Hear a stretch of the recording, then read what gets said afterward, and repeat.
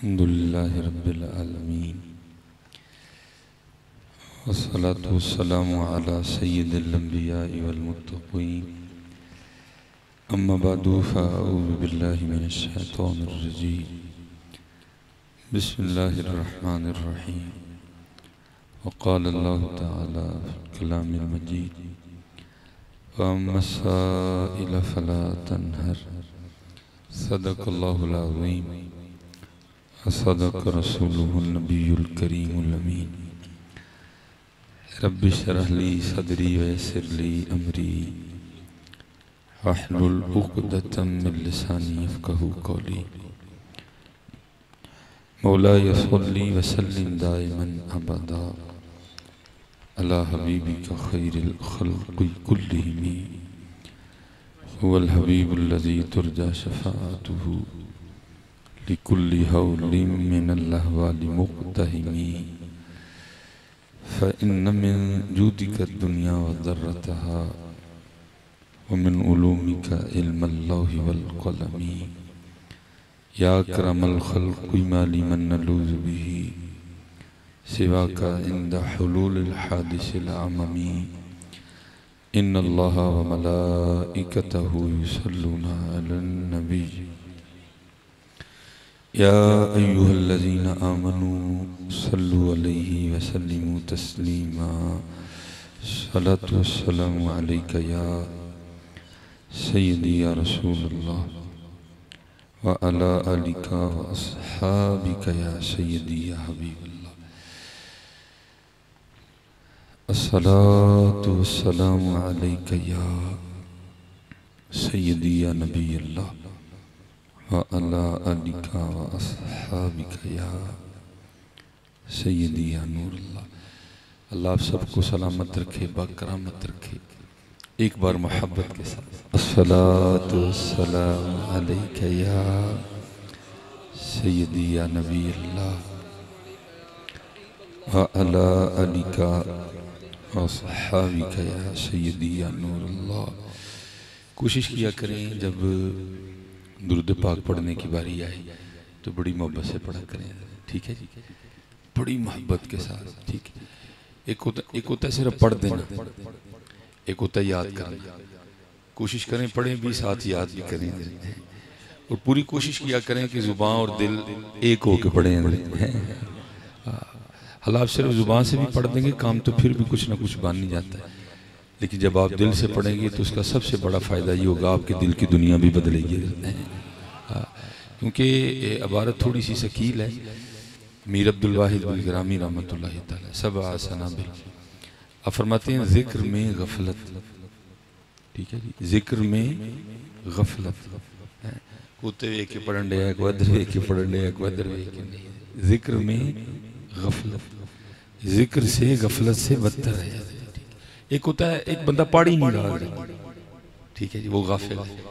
लेकिन एक होता है वो पढ़ के भी नहीं पढ़ रहा है। इसलिए कोशिश किया करें जब भी दुरूद पाक पढ़ा करें मोहब्बत से पढ़ा करें और ये तवज्जो रखा करें कि हम जिन पे दुरूद सलाम पढ़ रहे हैं वो सुन भी रहे हैं, वो देख भी रहे हैं। हाँ, तू जिंदा है वल्लाह, तू जिंदा है वल्लाह, ठीक है। ये दूरियां आपने डाली हैं, बाकी दूरी वाली बात कोई नहीं है। मैं कल भी रात को रावलपिंडी में था तो मैं कह रहा था यार पिंडी वालों ये आप ही कह रहे हो कि जी मदीना पिंडी से बड़ा दूर है, चलो मैं आपकी बात मान लेता हूँ, चलो फिर एक तो मेरी भी तो मान लो। तो कहने लगे जी आपकी क्या माने? मैं कहता आप मेरी ये मान लो कि मदीना से पिंडी दूर नहीं है। ये हमने दूरियां कर दी अल्लाह हज़रत जी, इधर से भी कोई मामला नहीं है। इधर से तो किसी दीवाने ने सदा लगाई थी ना, फासिलों को तकल्लुफ है हमसे अगर हम भी बेबस नहीं बेसहारा नहीं। ये हमने दूरियां कर दी हैं। बाकी अगर आप आज भी हुजूर नबी अलैहिस्सलाम को मोहब्बत से याद फरमाएंगे, याद करेंगे तो कोई दूरी वाला मामला नहीं है। वो सुनते हैं, वो दिलों के हाल जानते हैं। इसलिए बस आप कोशिश किया करें कि जब भी मौका बने तो उस मौके से भरपूर फ़ायदा उठाया करें। एक होता है जी किताबों में पढ़ना, असर वो भी छोड़ता है, लेकिन जब बंदे के साथ कुछ बजाते खुद होता है ना, वो तो फिर बंदे को यकीन एक वक्री मंजिल पे फायज कर देता है। ये नलायक ये निकम्मा जब लाहौर पढ़ा करता था ना, तो हमारे शहर सियालकोट में जहाँ मेरा घर था ना, मेरे घर के दरमियान और कब्रिस्तान में सड़क थी, बाकी बिल्कुल सामने कब्रिस्तान था। तो वहाँ एक बुजुर्ग रहा करते थे जिनका नाम था साईं अब्दुल रशीद रहमतुल्लाहि तआला अलैह। इसीलिए जी बुजुर्ग फरमाते हैं मजलूबों के पास न जाया करो, क्योंकि मजलूब को जिस दिन मौत आई उसने तुम्हें मजलूब ही बनाना है। ये रंग देना किसी सालिक का ही काम है। और हमारी अवाम में ये एक मिजाज भी पाया जाता है कि शायद पता नहीं मजलूब क्या तोप होती है हजरत जी। नहीं हजरत, मैं कहता हूँ 1 लाख मजलूब एक जानिब और 1 सालिक एक जानिब। मजलूब को हजरत जी क्या लगे है, उसको ना गर्मी ना सर्दी ना बच्चे ना बीवी ना खुशी ना गम ना दुख ना सुख, उसको वो आजाद हो चुका है हजरत जी। ये सालिक का काम है, जिसने कपड़े भी पहनने हैं तो हलाल से पहनने हैं। ये सालिक का काम है, जिसने अगर सर पे इमामा भी बांधना है तो वो भी हलाल के पैसे से बांधना है। बड़ा औखा काम है हजरत जी सालिक का। सालिक को तो दिन में कई 1000 बार मरना पड़ता है। इसीलिए तो हजरत सुल्तान बाहू ने फरमाया, आपने फरमाया मरन तू पहला मर गए बाहू ता मतलब नू पुजे हुए। लेकिन हमारी अवाम का मिजाज यही है कि पता नहीं मजलूब क्या चाहे होता है। तो उनका भी किसी मजलूब के साथ था, बस फिर जिस दिन मजलूब को मौज आई हजरत, उन्होंने उसको भी अपने जैसे कर दिया और फिर उन्होंने अपना अच्छा खासा घर छोड़ा और फिर उन्होंने आके ना कब्रिस्तान में डेरा लगाया। मेरी बड़ी बचपन से उनसे के साथ, और मैं कहता था ये उन्होंने हक के सोबत अदा किया। मैं एक दिन ना जुमेरात को लाहौर से आया, तो शायद हजरत ने मुझे देख लिया होगा, तो बंदा भेज के ना मुझे बुलाया। तो बुला के ना पहले मुझे 1000 का नोट दे के ना, और ये बात है सन 2002 की, तब वो नोट भी बड़ा होता था। तो मुझे फरमाने लगे मौलवी जी एक काम कहिए तो कर दोगे, क्योंकि नोट 1000 का था इसलिए मेरी जुबान से भी निकल गया। मैंने कहा हुजूर आप 1000 काम बताए मैं कर दूंगा। फरमाने लगे यार मैं तो अब लाहौर जा नहीं सकता, तू आता जाता रहता है, तो तेरे रास्ते में एक मिज़ार पड़ता है जिसे कहते हैं बाबा छतड़ी वाली सरकार। ये लाहौर में था पहले, मीनारे पाकिस्तान से थोड़ा सा आगे जाके ना किबला की सामने। फिर जब सड़क की तोसी हुई तो इस मिज़ार को फिर वहां से रावी के किनारे तब्दील कर दिया गया।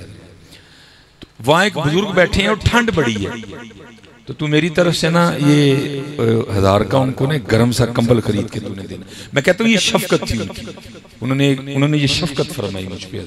बाकी ये इस चीज़ के मोहताज नहीं है कि सुलेमान जाके इनको कंबल देगा तो इनको कंबल मिलेगा। ये तो ऐसे लोग होते हैं इनको कंबल भी मदीने से आते हैं। हाँ जी, हाँ जी, इनको कंबल भी मदीना पाक से आते हैं। अगर मुस्लिम लीग नून वाले अपने कारकुनों का ध्यान रखते हैं तो हुजूर नहीं रखते अपने गुलामों का? रखते हैं, क्यों नहीं रखते हैं? वो उनसे बहुत ध्यान रखते हैं। लेकिन बात फिर वही है, हम तो मायल बकरम हैं कोई साइल, राह दिखाएं किसे कोई रहरवे मंजिल ही नहीं है। वो हजरत जी उस दौर में भी 1000 का कंबल नहीं आता, लेकिन लाहौर में एक बड़ा अच्छा ऑप्शन तब भी मौजूद था, आज भी मौजूद है, और वो है लाहौर का लंडा। क्योंकि कराची के बाद एक क्लास लंडा वही है। मैं चला गया हजरत वहाँ खान भाई थे एबटाबाद से थे। मैंने उनसे थोड़ी सी बहस करके ना मैंने कहा यार बात ये है कंबल मैंने नहीं लेना, ये कंबल एक अल्लाह के दोस्त ने लेना है, तू भी थोड़ा सा हिस्सा डाल। लो जी बात खत्म हुई कि मैं आपको ये कंबल 800 में दूंगा। ठीक है जी, 800 में कंबल हमने खरीद लिया, 200 मैंने जेब में रखा। ये ख्वाहिश थी कि जाके बाबा जी को 200 दूंगा तो खुश होंगे। ठीक है जी, मदरसे में कंबल ले आए। फिर ख्याल आया यार अब कंबल इस्तेमाल शुदा है, को हमने को डिब्बे से तो निकाला नहीं, अब पता नहीं पाक है भी कि नहीं, नजासत गलीज़ा है खफीफा है क्या है। हमने जनाब उसको मदरसे में ले जाके ना धोया भी। अब ज़ाहिर मदरसा था, सूखने में भी वक्त लगा। बुध का दिन आ गया, कंबल तैयार हो गया, हम बाहर आके रक्शे पे बैठे, हम जाके ना मिज़ार उतरे। बड़ा गहमा गहमी का टाइम होता है लाहौर में असर का। वहाँ को ऐसा तो था नहीं कि जिससे मैं पूछता भाई यहाँ मजदूर कौन है। एक बंदा बैठा था मिज़ार में खामोश, लेकिन उसकी खामोशियों में भी बड़ा शोर है। मेरा दिल कहे हो ना हो मजदूर यही है, लेकिन हिम्मत ना पड़े पूछने की। खैर मैंने दाएं बाएं से पूछा, किसी ने को माकूल जवाब नहीं दिया, क्योंकि किबला हाफिज अब्दुल सत्तार सईदी मद्दाजिल्लुहु अली जरा मिजाज में थोड़ा जलाल है। हमने मगरिब के बंदों से पहुंचना भी था। अब जब नहीं को मामला समझ आया, वो ही बंदा बैठा था, मैंने वो कंबल लेके ना इस तरह उनके कंधे पे डाल दिया। मैं कहा चलो कुछ तो बोलेंगे ना, आप नहीं बोले कोई। मैंने फिर कंबल इस तरह उनको उड़ा भी दिया, फिर नहीं बोले। मैं जब वापस जाने के लिए चला ना तो हजरत ने पीछे से हाथ डाल के मेरी कमीज पकड़ ली। मैं खड़ा हो गया और मुंह भी उनकी जानिब किया, तो मुझे फरमाने लगे मौलवी जी कंबल ते दे चले हो, जरा 200 बचिया भी तो दे के जाओ ना। चाहे काया ही पलट दें दुनिया की, ये शान है खिदमतगारों की, सरकार का आलम क्या होगा। हजरत जी 130 किलोमीटर का फासला हमारे सियालकोट और लाहौर में, लेकिन उस बाबे को लाहौर में बैठे पता था कि कंबल का 1000 दिया गया। फिर उसको इतना भी पता था कि 200 बच भी गया। फिर उनको इतना भी पता था कि 200 इसकी जेब में भी पड़ा हुआ है। तो हजरत अगर गुलामों का ये आलम है तो फिर कुर्बान जाऊं हुजूर का क्या आलम होगा। इसलिए हजरत ये आप दूरियां नजदीकियां खत्म करें। हुजूर दूर नहीं है हजरत जी, ये दूर मैंने और आपने कर दिया नहीं। हुजूर नबी अलैहिस्सलाम को पुकारा करें। याद हम पढ़ते हैं, हम याद नहीं करते। पढ़ना और होता है, याद करना और होता है। क्योंकि जब बंदा याद करता है ना तो फिर इमाम आले सुन्नत भी फरमाते हैं, अब फरमाते हैं उनके निसार कोई कैसे ही रंज में हो, जब याद आ गए हैं सब गम भुला दिए हैं। हम याद नहीं करते, याद किया करें हुजूर नबी याद किया करें। जो न भूला हम गरीबों को रजा, जिक्र उसका अपनी आदत कीजिए। याद करके तो देखो। ये हमारे बुजुर्ग हुए हैं हजरत शेख अबुल खैर अख्ती अलैहि रहमत, आप फरमाते हैं कि मुझे हुजूर नबी अलैहिस्सलाम ने मदीना पाक बुलाया। ठीक है जी, और जब भी कहना यही कहना है। इधर का तो मुझे नहीं पता, लेकिन हमारी उस साइड पे लोगों की गर्दनों में दिन ब दिन सरिये आते जा रहे हैं। एवं हर जगह बह के फूं फां पे मारनगे जी असी हर साल मदीना होने। मैं कहा मुंह संभाल के गल कर, तू हर साल मदीना होना, ओ ना हो तो तू इथे ना हो तो उथे किवें होना है। कभी ये नहीं भाई, वो ना हो तो हम यहाँ ना हो, तू वहां होने की बातें कहां से करता है। होना ये फूल तो बुलबुल का तरन्नुम भी ना हो, चमने दहर में कलियों का तबस्सुम भी ना हो। हजरत वो जो न थे तो कुछ ना था, वो जो ना हो तो कुछ ना हो। तू कौन होता है हर साल वहां होने का? बल्कि क्या कहना है, वो हर साल मुझे बुला लेते हैं। हाँ जी, हम नहीं जा सकते। और मैं कुरान भी है ज़ालिका फज़लुल्लाहि युतीही मन यशा, खुद पाक भाई कौन जाता है नहीं। ऐसे तो वो कहते हैं हमारे इज़्न के बगैर जरा भी हरकत नहीं करता। तू कहां से चला गया मदीना पाक? नहीं हजरत, बल्कि हमेशा यही कहना है आते हैं वही जिनको सरकार बुलाते हैं। और अगर नहीं जेब में पैसे तो पैसों की टेंशन ना लिया करे, बस रोज हुजूर नबी अलैहिस्सलाम की बारगाह में चिट्ठी पेश कर दिया करे, हुजूर हमें भी बुला ले।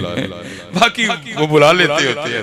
हाँ जी, ये हजरत जी रिश्ता जुड़े हुजूर। ये मैं आपको सच्ची बात कह रहा हूँ हजरत जी, मैं देख रहा हूँ कि उम्मत का रिश्ता रोज ब रोज हुजूर नबी अलैहिस्सलाम से रूहानी तौर पर कमजोर होता जा रहा है। नहीं हजरत जी, हाँ जी, हुजूर नबी अलैहिस्सलाम को अपने दुख सुनाया करो। सुनते हैं यार, सुनाया करो। अब तो किबला ये है ना, टेलीफोनों का दौर है। जो मेरे बुजुर्गों का दौर था ना, वो खतों का दौर था। तो आप लोगों की तरबियत इस तरह फरमाया करते थे। आप फरमाया करते थे संगिया रोज एक चिट्ठी मदीना भेजिया कर, हाँ किसी का तो जवाब आएगा ही ना, किसी का तो जवाब आएगा ना यार। कभी तो साहिब पूछेंगे, कभी तो साहिब पूछेंगे कौन खड़ा दरबार हमारे, और कभी तो जवाब आएगा नहीं, तो भेजते ही नहीं कोई। और अल्लाह हज़रत जी ये पता नहीं शायर कौन है जिसने कभी कर दिया, वहां तो कभी है ही नहीं। चिट्ठी पहुंचती बाद में, जवाब पहले आ चुका होता है। हाँ जी, जवाब पहले आ चुका होता है। ये आप कभी पुकार के तो देखो। वो आपने लिखा है हजरत शेख अबुल खैर अख्ती अलैहि रहमत, आप फरमाते हैं कि मुझे हुजूर नबी अलैहिस्सलाम ने बुलाया। कहते मैं हुजूर नबी अलैहिस्सलाम के मिज़ार अनवर पर हाजिर हुआ, दुरूद व सलाम पेश किया। कहते हैं 5 दिन मैंने मदीना पाक में गुजारे, कुछ खाने को नहीं मिला। अल्लाह हज़रत ये भी कोई वखरा ही रंग था। अल्लाह मदीना पाक वो खिता है जिसका मैं खुद शाहिद हूँ। जब पहली बार हुजूर नबी अलैहिस्सलाम ने बुलाया ना, तो आप और कोशिश करनी है हज़रत जी, जब हुजूर नबी अलैहिस्सलाम बुलाए ना तो होटल में जरा कम ही जाना, कोशिश करना है ज्यादा वक्त हुजूर के कदमैन शरीफैन में गुजरे। ठीक है जी, कोशिश करना है ज्यादा वक्त हुजूर नबी अलैहिस्सलाम की बारगाह में गुजारे। जब आप देखें ना कि अब असाब शल हो गए हैं, अब बस फिर जाके सो जाए, लेकिन कोशिश करें हज़रत जी ज्यादा वक्त वहाँ गुजरे हुजूर के कदमैन शरीफैन में, क्योंकि हज़रत ये मौका पता नहीं फिर आना है कि नहीं आना। वो मेरे साथ कुछ पाकिस्तान से गए थे प्रोफेसर डॉक्टर हाफिज अब्दुल समद साहब, ये उस वक्त बहावलपुर इस्लामी यूनिवर्सिटी के वाइस चांसलर थे। और इस तरह कुछ और है, सारे तकरीबन स्कॉलर टाइप थे। कुछ हमारे उधर अहबाब, वो सारे बैठे ना मस्जिद नबवी शरीफ में बातें कर रहे थे, किसी मौजू पे गुफ्तगू हो रही थी। ये गुनाहगार थोड़ा साइड पे बैठा कुरान करीम की तिलावत कर रहा था। तो एक बंदा आ गया, बिल्कुल मेरे लिए वो शख्स, पहली मुलाकात थी। पहला काम ही हुआ कि कंधे पे हाथ रखा, फिर उन्होंने अस्सलाम वालेकुम कहा। मैंने पीछे देखा तो मैंने बंदे पहली बार देखा था। अब हज़रत ये होता है कि कोई पठान उर्दू बोले ना तो लहजा बता देता है कि खान साहब उर्दू बोल रहे हैं, ठीक है जी। इस तरह अगर अरबी में उर्दू बोले तो उनका भी लहजा बताएगा कि अरबी, लेकिन हज़रत कमाल लहजा उर्दू का, जिस तरह को बहुत बड़ा प्रोफेसर हो उर्दू का, बिल्कुल कुछ में, लेकिन वज़ा कता अरबी, सर पे उसने बकायदा गातरा भी पहन रखा था। हला हज़रत जी आम अरबी गैर अरबी गातरा नहीं पहन सकता, उस पर जुर्माना है बकायदा। वो जो सर पे उन्होंने काली रस्सी पहनी होती है ना, अगर कोई गैर अरब वहां पहनेगा उस पर जुर्माना है, वो नहीं पहन सकता कोई। लो जी, उन्होंने मेरे आगे ने एक बर्तन कर दिया, ठीक है, जिसमें बकौल उनके दाल थी। मुझे कहते हैं ये जी आपके लिए दाल है। तो मैंने देखा पहली बार, तो मैंने अर्ज की मैं हुजूर आप खता पे हैं, ये दाल मेरे लिए नहीं है। तो मुझे मुस्कुराकर कहने लगे हमें कभी खता नहीं लगती, दाल आप ही के लिए आई है। मैंने कहा इस पे क्या बहस की जा सकती है। मैंने दरअसल दाल का बर्तन पकड़ा, बिल्कुल गर्म बर्तन, जैसे अभी किसी देग में से दाल इस बर्तन में डाली गई है, मैंने सामने रख ली। अब आपको पता है मदीना तैयबा के अंदर का माहौल कितना ठंडा होता है। मैंने अब कहा कि कुरान करीम को ना किसी रुकू पे खत्म करता हूँ, चलो फिर जहाँ से बासानी आके तिलावत शुरू कर लूँ। और दाल है, जरा गरम गरम खाने का मजा आएगा। लो जी, मैंने बर्तन उठाया, कुरान करीम रखा, और जो दोस्त पीछे बैठे थे ना, मैं भी जाके उनमें बैठ गया और बर्तन दरमियान में रखा। और मैंने कहा लो जी दाल आ गई है, बाहर जाके साथ एक और बर्तन लेते हैं और जनाब दोपहर का खाना खाते हैं। वहाँ एक बैठे हुए थे डॉक्टर रियाजुद्दीन उनका नाम था, वो पाकिस्तान से हमारे साथ गए थे। वो बड़ा हैरान हो गए ना, कहते हैं वो दाल आ भी गई है। मैंने कहा जी क्यों, क्या हुआ? कहते यार उन्हीं में बैठा दिल च ख्याल करन डया था, और जब से आए हैं दावतें खा रहे हैं, गोश्त खा खा के बस हो गई है, कहीं से दाल मिले ना। हजरत वो बारगाह तो ऐसी है हजरत, लेकिन हजरत जी मैं आपकी बारगाह में हाथ जोड़ के कर्जी पेश करूंगा, ठीक है जी। अगर आपका वहां जाके दाल खाने को दिल कर पड़े ना, तो पहला काम ये करना है कि वापस आके अपने दिल का किसी सूफी से इलाज करवाना है। इस दिल को मर जाना चाहिए कि वहां जाके भी इसको दाल याद है हजरत, इसका इलाज करवाना है आगे किसी से, ठीक है। हमारे सुनने बड़ी बातें सुनाते हैं, भाई दाल खाने को दिल कर रहा है, जाके शेर हाल की बाहर से लेके खा ले। अगर वहां बैठ के तेरा हलवा खाने को दिल कर रहा है तो बाहर से शेर हाल का लेके खा ले। हाँ, अगर जेब में पैसे नहीं है तो वो बात अलग है, लेकिन यार इतनी बड़ी बारगाह से जाके दाल तो ना मांग यार, वो मांगनी है तो कुछ चीज मांग यार। और मैं कहूंगा अगर मांगना भी तो वही मांगना जो हमारे इमाम ने, वहां जाके झोली फैला के यही अर्जी डालना, चमक तुझसे पाते हैं सब पाने वाले, मेरा दिल भी चमका दे चमकाने वाले हैं। यहाँ वहां वर्जी डा पेश करना, दाल भरूं लेके खा लियो यार, इतनी बड़ी बारगाह में जो है ना। और वहां तो वो आप फरमाते हैं कि मैंने 5 दिन गुजर गए, कुछ खाने को नहीं मिला। और इधर ही फिर वो कच्चे तो नहीं थे ना, वो तो पक्के थे। कहते हैं मैं हुजूर नबी अलैहि सलाम की बारगाह में हाजिर हुआ, जाके सलाम पेश किया और अर्ज की महबूब आपका मेहमान हूँ और 5 दिन का भूखा हूँ। कहते अर्जी पेश करके मैं हुजूर नबी अलैहि सलाम के मिंबर शरीफ के पीछे जाके सो गया।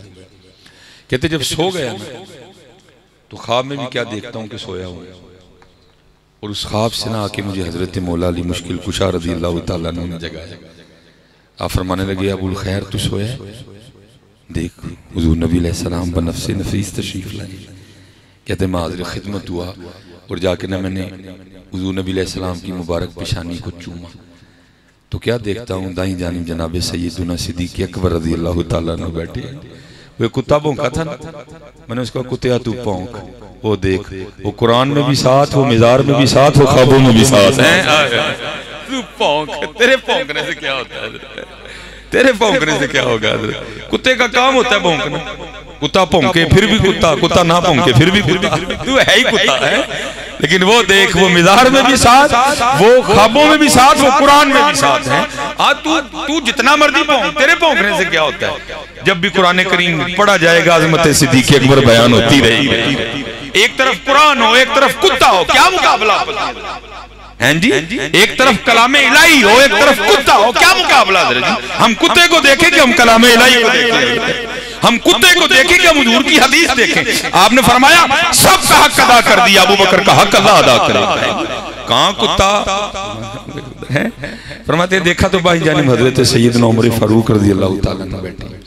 कहते हैं हुजूर नबी अलैहि सलाम ने मुझे फरमाया है अबुल खैर तू भूखा है और हमारा मेहमान है, ये ले फिर रोटी खा। कहते हुजूर नबी अलैहि सलाम ने ना मुझे ख्वाब में रोटी इनायत फरमाई। कहते रोटियां तो पहले भी बड़ी खाई, रोटियां तो बाद में भी बड़ी खाई, लेकिन उस जैसी कभी नहीं खाई। अब फरमाते क्योंकि मैं हुजूर नबी अलैहिस्सलाम की बारगाह में बैठा रोटी खा रहा था, तो कहते हैं मुझे याद है कि मैंने इस अंदाज से खाई कि आधी रोटी खाई गई, तोड़ तोड़ के आधी रोटी खाई। वो जैसे आपने देखा शादियों पे नान काटते हैं दरमियान में, कहते हैं मुझे याद है मैंने आधी रोटी खाई, आधी रोटी मेरे हाथ में थी। तो कहते क्या हुआ? आंख खुल गई, आंख खुल गई। लेकिन कहते हैं कुर्बान जाऊं उनकी अताओं पर, कहते हैं आंख तो खुल गई लेकिन आधी रोटी फिर भी हाथ में थी। आधी रोटी फिर भी हाथ में थी यार, आधी रोटी फिर भी हाथ में थी। और कहते हैं दूसरा कर्म ये था कि जो आधी पास बिठा के खिलाई थी उसका जायका भी मुंह में मौजूद था। और मैं आपसे कहूँगा ये सिलसिले रुके नहीं है, ये सिलसिले आज भी जारी है सारी। लेकिन बात वही है, हम तो मायल बकरम है, कोई साइल नहीं, राह दिखाएं किसे कोई राह रवे मंदिर नहीं। दुआ किया करो अल्लाह हमारे सीनों में हुजूर नबी अलैहिस्सलाम की मोहब्बत की शमा रोशन फरमा दे, फिर ही बात बनेगी। ये अब तो असल में हज़रत जी मसला ये बन गया कि दुकानें सारी इत्थे इल्लां कावां रंगले पर ते बन बन बहंदे मोर। उस दिन हज़रत जी को कोई बंदा बात कर रहा था, मुझे किसी ने आके कहा जी वो पीर साहब ना इस तरह कह रहे हैं। मैं यार बस चुप ही कर, जेडे पीर साहब का तू नाम लैन डे जिहड़ियां जलाली साहब की लाइब्रेरी च किताबां ने उन्हां दा नाम ही नहीं पढ़ना आंदा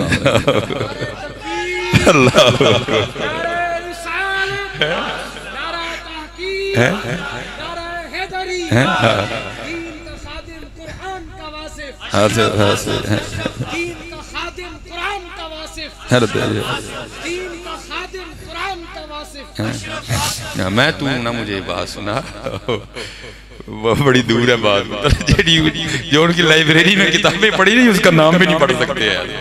बस एक दुकान चली हुई है पीर का पुत्र पीर, पीर का पोतरा पीर। इनको क्या पता कि इन्होंने मदरसे की दालें खाई, इनको क्या पता, इनको तो बनी बनाई मिल गई है। इनकी जाने बला, इल्म क्या है, सर्फ क्या है, नहव क्या है, दीन क्या है, शरीयत क्या है, इनकी जाने बला। बस एवं अजीब ही ढकोसले इनके। तो मियां साहब तो तब फरमाते ने थे इल्लां कावां रंगले पर ते बन बन बहंदे मोर, वेख के ते तक के हथ फड़ी मत निकलू खजोर है। और ऐसे हज़रत जी और दा ढेर लगा दे, जहां जाओ और ही और है, वो कहीं जाके हज़रत जी रंग मिलता है। क्योंकि हज़रत जी बात भी है, हज़रत इमाम मालिक फरमाते हैं कि तसव्वुफ सीखो, वाजिब है तसव्वुफ का सीखना, सुलूक, तस्फिया, तज़किया, ठीक है जी।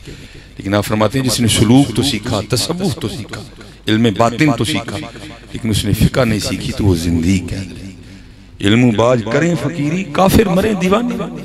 इस वक्त मैं कहूँगा ये हमारी खानकाहों की बदकिस्मती है हज़रत कि हमारी खानकाहें ऐसे लोगों से भरी पड़ी हैं जिनको खुद ही नहीं पता हज़रत जी मकाम सिद्दीक क्या है और मकाम अली क्या है।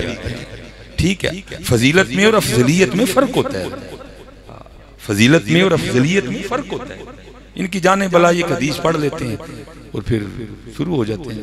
बहरहाल अल्लाह हिदायत दे, अल्लाह रहम और खैर वाला